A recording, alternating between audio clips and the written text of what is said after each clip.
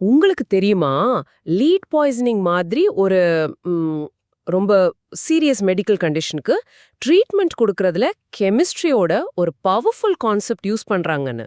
ம் ஒரு special மாலிக்யூலை use பண்ணி நம்ம பாடியில இருக்கிற அந்த டாக்ஸிக் லெட்ட அப்படியே கவி பிடிச்சு வெளியே அனுப்புறாங்க.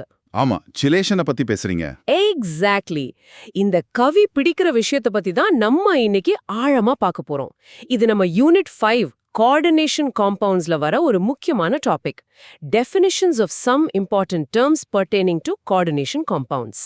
ம்ஹும். இந்த பேசிக் டேர்ம்ஸை சரியா புரிஞ்சுக்கிட்டாதான் இந்த சாப்டர்ல உள்ள பெரிய கான்செப்ட்ஸை கூட ரொம்ப ஈஸியா ஹேண்டில் பண்ண முடியும். வாங்க இத விவரமா பாப்போம். நீங்க சொன்னது ரொம்ப சரி. இந்த டேர்ம்ஸ் தான் என்ன சொல்றது, இந்த ஹோல் யூனிட்டோட ஃபவுண்டேஷனே அதுதான். ஃபவுண்டேஷனே இதுதான், அப்படியா? ஆமா, இது தெரியாம கோஆர்டினேஷன் நம்பரை கரெக்டா கவுண்ட் பண்ண முடியாது, டிஃபரண்ட் லிகண்ட்ஸை புரிஞ்சிக்க முடியாது, ஓ, அப்புறம் ஃபார்முலாஸும் கரெக்டா எழுத முடியாது. சோ இது ரொம்ப பேசிக் அண்ட் ரொம்ப important. Okay. So at the simplest level இந்த டேர்ம்ஸ்னா என்ன மாதிரி ஒரு ஸ்டூடெண்ட்டுக்கு புரியுற மாதிரி சொல்லுங்க. பயமே வேண்டாம், ரொம்ப சிம்பிளா யோசிப்போம். நீங்க ஒரு மிஷின் அசெம்பிள் பண்றீங்கன்னு வச்சுக்கோங்க.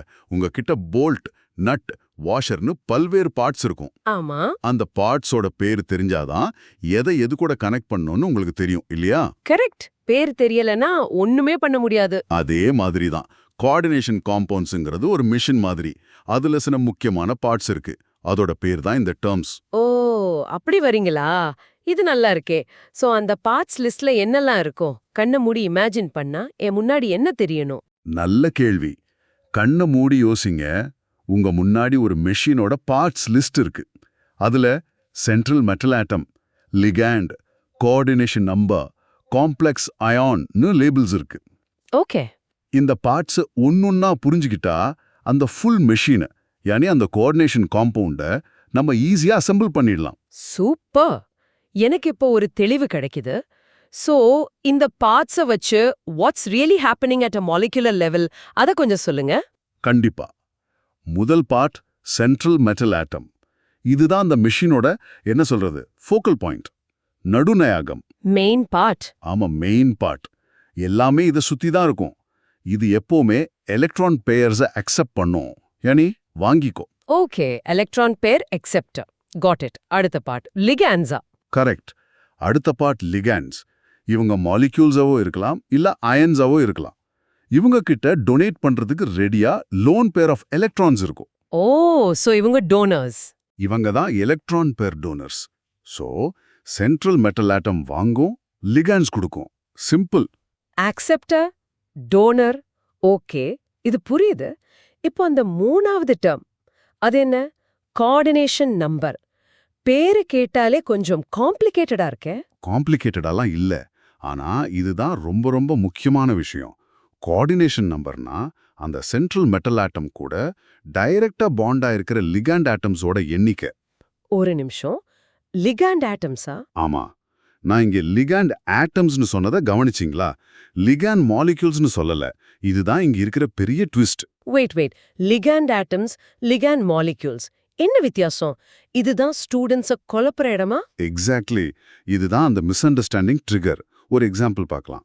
COEN3+ன்னு ஒரு காம்பவுண்ட் இருக்கு. இதுல EN, இத்திலீன் டயமைன், ஒரு லிகாண்ட். ஃபார்முலாவை பார்த்தா 3EN மாலிக்யூல்ஸ் இருக்கு. சோ நிறைய பேர் உடனே கோஆர்டினேஷன் நம்பர் 3ன்னு சொல்லுவாங்க. நானே அதான் சொல்வேன். ஆனா அது பெரிய தப்பு. ஏன்? அது ஏன் தப்பு? எனக்கு மட்டும் இல்ல, நிறைய ஸ்டூடெண்ட்ஸ் இந்த மிஸ்டேக்க பண்ணுவாங்கன்னு நினைக்கிறேன். கண்டிப்பா. இப்போதான் நம்ம அடுத்த இம்பார்ட்டன்ட் டேர்ம்க்கு வரோம். டென்டிசிட்டி. டென்டிசிட்டி? ஆமா, டென்ட்னா லாட்டின்ல பல், டூத்னு அர்த்தம். ஒரு சிங்கிள் லிகண்ட் மாலிக்யூல்ல எத்தனை டீத் இருக்கு, யானி எத்தனை டோனர் ஆட்டம்ஸ் இருக்குன்னு சொல்றது தான் டென்டிசிட்டி. ஓ, டீத்தா? இன்ட்ரெஸ்டிங். மோனோடென்டேட்னா ஒரே ஒரு டோனர் ஆட்டம், ஒரு பல் இருக்கிற லிகண்ட். ஆனா நம்ம எக்ஸாம்பிள்ல வர எத்திலின் டயமைன், அதாவது EN, ஒரு பைடென்டேட் லிகண்ட். பைடென்டேட், பைனர் 2, so 2 teeth. சரியா சொன்னீங்க. ஒரு EN மாலிக்யூலியே 2 நைட்ரஜன் டோனர் ஆட்டம்ஸ் இருக்கு. அது 2 பக்கமும் சென்ட்ரல் மெட்டல் ஆட்டமை கடிக்க முடியும். ஓ, சோ அந்த என் மாலிக்யூல் ஒரு ஆள் மாதிரி தெரிஞ்சாலும் அதுக்குள்ள 2 கை இருக்கு. 2 கையாலையும் அந்த சென்ட்ரல் ஆட்டம பிடிச்சுக்குது. அப்படியா? அருமை, பெர்ஃபெக்ட் அனாலஜி. அதேதான். சோ இப்போ கோஎன் 3+க்கு கால்குலேஷன் பண்ணுங்க. ஓகே. உங்ககிட்ட 3 எத்தில் டைஅமைன் மாலிக்யூல்ஸ் இருக்கு. கரெக்ட். ஒரு மாலிக்யூல்லையும் 2 டோனர் ஆட்டம்ஸ், யானி 2 கை இருக்கு. அப்போ 3 molecules times 2 donor atoms is 6. ஆஹா, சோ அந்த காம்பவுண்டோட கோஆர்டினேஷன் நம்பர் 6 3 இல்ல. இப்ப புரியுது. வாவ், இந்த ஒரு சின்ன விஷயம் தெரியலனா எல்லாமே தப்பா போயிடும். அதான் உங்க எக்ஸாம்க்கு ஆங்கர் டெஃபினிஷன் இதுதான். இத மனசுல பதிவு பண்ணிக்கோங்க. A ligand is a molecule or anion that donates a lone pair of electrons To form a coordinate covalent bond with a central metal atom. Correct. The coordination number is the total number of donor atoms from the ligands that are directly bonded to the central metal atom. இந்த donor atoms வார்த்தை மிகவும் முக்கியம். ரொம்ப தெளிவா இருக்கு. ஆனாலும் இது ஞாபகம் வச்சுக்க இன்னும் சிம்பிளா ஏதாவது அனாலஜி இருக்கா? இந்த 2 கை விஷயம் நல்லா இருந்துச்சு. நல்ல அனாலஜி இருக்கு. ஒரு ரெஸ்டாரண்ட் கிச்சனை இமேஜின் பண்ணுங்க. ஒரு பெரிய பிஸியான சமையலறை. ஓகே. அந்த கிச்சனோட ஹெட் ஷெஃப் தான் நம்ம சென்ட்ரல் மெட்டல் ஆட்டம். அவர் தான் மெயின். எல்லாமே அவரை சுத்தி தான் நடக்கும். ஆமா. அப்போ லிகன்ஸ் யாரு? அவங்க தான் அந்த ஹெட் ஷெஃப்க்கு ஹெல்ப் பண்ற சூ ஷெஃப்ஸ் அண்ட் அதர் ஸ்டாஃப். சரி. இப்போ சொல்லுங்க, கோஆர்டினேஷன் நம்பர்னா என்னவா இருக்கும்? ஹெட் ஷெஃப் டைரக்டா மேனேஜ் பண்ற ஸ்டாஃபோட எண்ணிக்கையா? அவர்கிட்ட டைரக்டா வர்க் பண்ற ஆளுங்க. சரியா சொன்னீங்க. அதுதான் கோஆர்டினேஷன் நம்பர். இப்போ இதுல நம்ம தமிழ ஸ்டைல கொண்டு வருவோம்.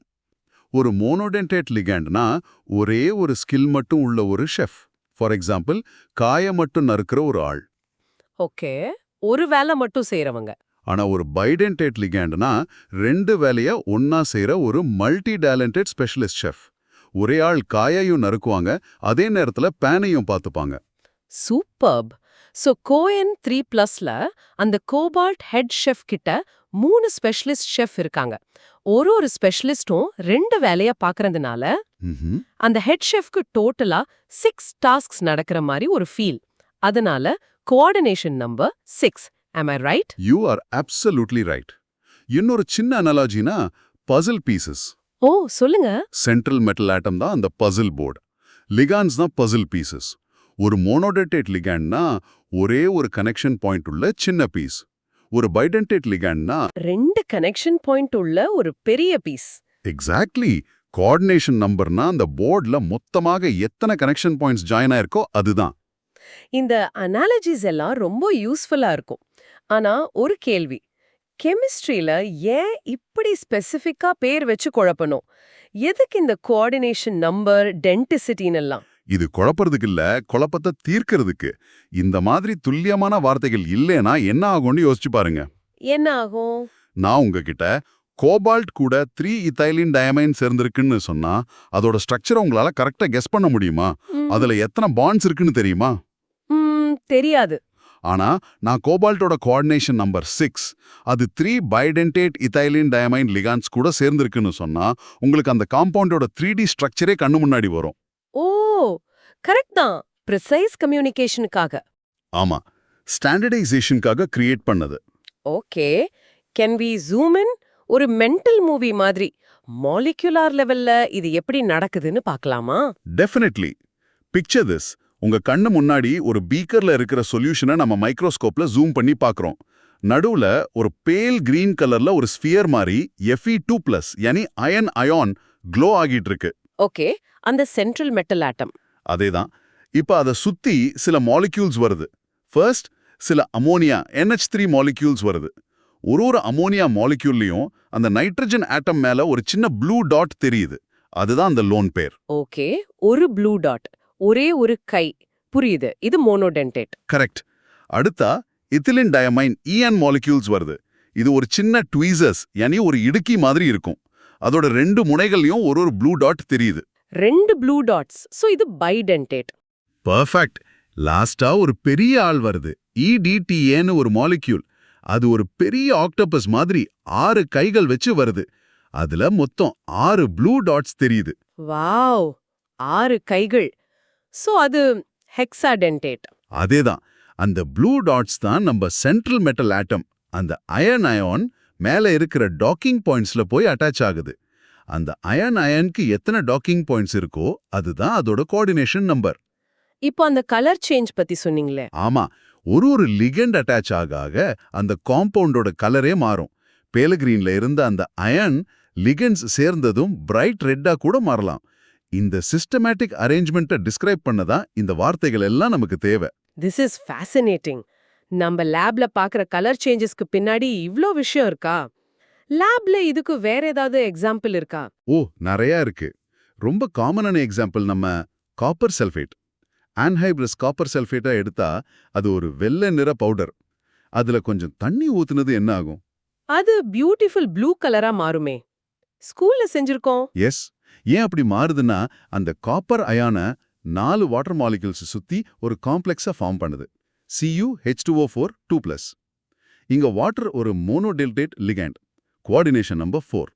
ஓ, அதனால தான் அந்த ப்ளூ கலர் வருதா? ஆமா.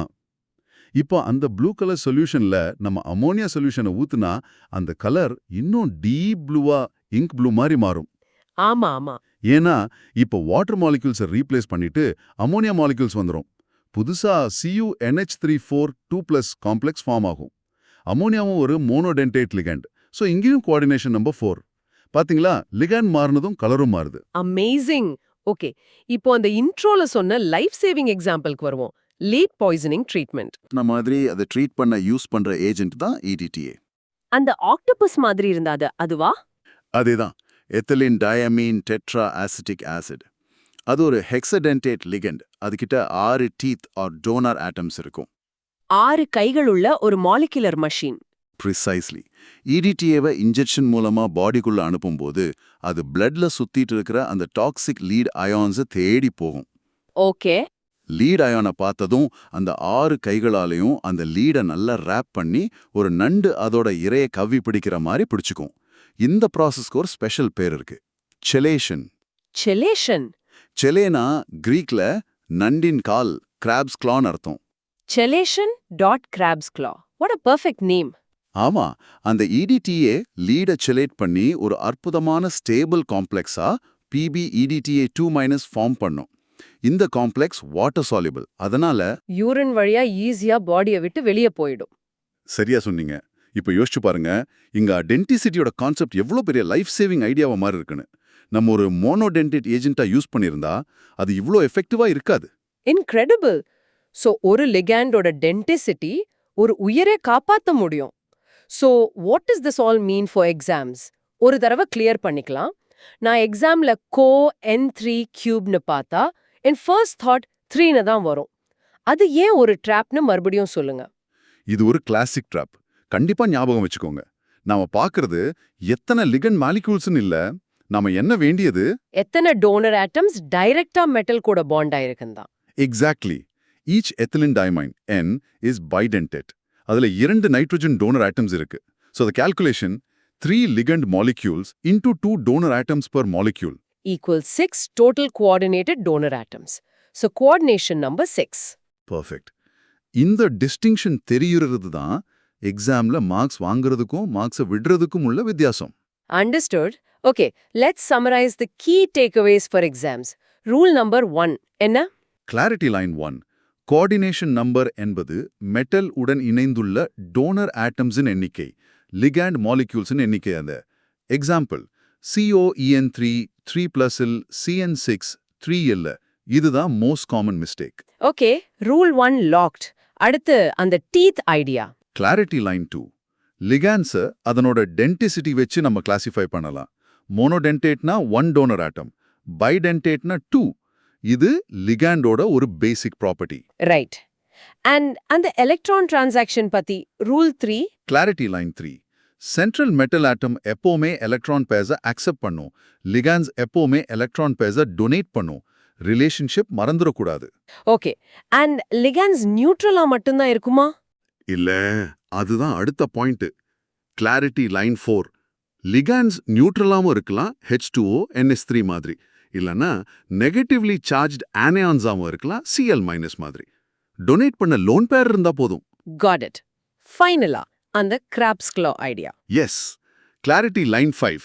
சிலேஷன்னா ஒரு பாலிடென்டேட் லிகாண்ட் ஒரு சென்ட்ரல் மெட்டல் ஆட்டமை சுத்தி ஒரு வளையம் ரிங் மாதிரி ஃபார்ம் பண்றது. இந்த செயிலேட் எஃபெக்ட்னால உருவாகிற காம்ப்ளெக்ஸஸ் ரொம்ப ரொம்ப ஸ்டேபிளா இருக்கும். அதனால தான் EDTA அந்த லீட அவ்ளோ ஸ்ட்ராங்கா பிடிச்சுக்குது. அதேதான். சோ டு ரீகேப், நம்ம கோஆர்டினேஷன் காம்பவுண்ட்ஸோட அடிப்படை வார்த்தைகளை தெரிஞ்சுக்கிட்டோம். Central metal atom, ligand, coordination number, denticity, இதெல்லாம் தான் இந்த சாப்டரோட ஃபவுண்டேஷன். கரெக்ட். நம்ம ரெஸ்டாரண்ட் கிச்சன் அனாலஜில பார்த்தோம். ஹெட் ஷெஃப் மெட்டல் கூட டைரக்டா ஒர்க் பண்ற ஸ்டாஃப் டோனர் ஆட்டம்ஸ் தான் கோஆர்டினேஷன் நம்பர். ஆமா. அப்புறம் லீட் பாய்சனிங்க்கு யூஸ் பண்ற EDTL டென்டிசிட்டி அண்ட் சிலேஷனோட லைஃப் சேவிங் பவர் பார்த்தோம். அண்ட் மோஸ்ட் இம்பார்ட்டன்ட்லி, எக்ஸாம்ல கோஆர்டினேஷன் நம்பர் கேட்கும்போது எத்தனை டோனர் ஆட்டம்ஸ் பாண்ட் ஆகிருக்குன்னு கவுண்ட் பண்ணுங்க. மாலிக்யூல்ஸா இல்ல. மாலிக்யூல்ஸா இல்ல. எக்ஸாக்ட்லி. சோ நீங்க இப்போ இந்த பேசிக் டேர்ம்ஸ்ல ரொம்ப தெளிவா இருப்பீங்கன்னு நம்புறோம். Here's a final thought for you to explore. நம்ம EDTA பத்தி பேசணும்ல, அது லீட் மாதிரி டாக்ஸிக் மெட்டல்ஸை ரிமூவ் பண்ணுது. ஆனா நம்ம பாடிக்கு தேவையான கால்சியம், ஜிங்க் மாதிரி எசென்ஷியல் மெட்டல்ஸும் இருக்கே. ஆமா. அந்த மெட்டல்ஸா அது ஏன் அவ்வளோ டிஸ்டர்ப் பண்றதில்ல? How does EDTA show this selectivity? ஏன் அது தேவையில்லாத லீடை மட்டும் தேடி புடிச்சு வெளியே அனுப்புது? அதை பத்தி யோசிச்சு பாருங்க. அதுல இன்னும் ஒரு பெரிய கெமிஸ்ட்ரி ஒளிஞ்சிருக்கு.